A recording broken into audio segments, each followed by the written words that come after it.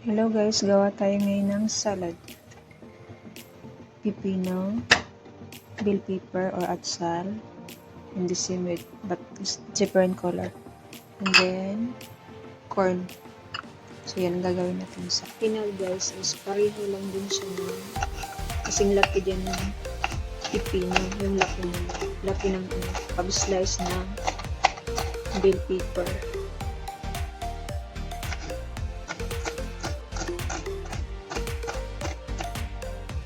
So, yan na guys. Tapos na yung bell pepper natin hiwain. And then, so, i-mix natin.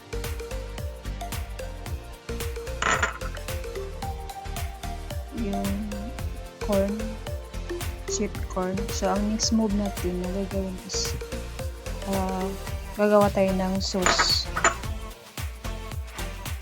So, let's show you how to make the sauce for this. Love na.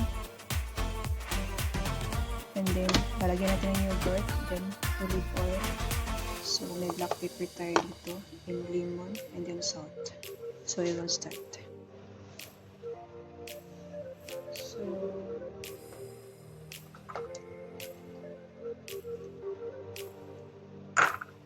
dalawang kutsara sa labna.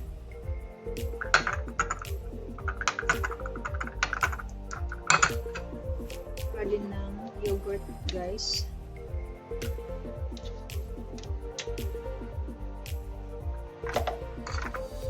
Then lagyan natin ng half teaspoon of black pepper.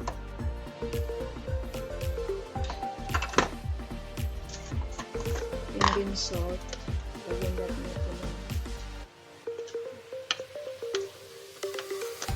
less than half teaspoon.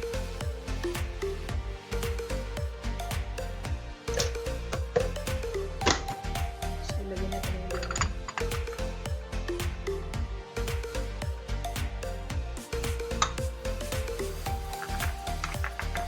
So, i-mix natin. Ilagyan ko siya ng 2 spoon of yogurt, 2 spoon of lemon. So, less than half teaspoon of salt, and then half of black pepper, and then I put lemon 1 spoon, and then now let's fill it for the olive oil.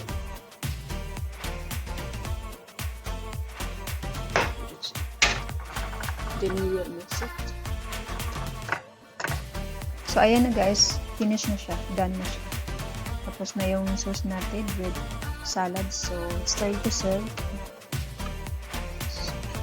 Okay, that's it guys. Thank you for watching. Have a good day.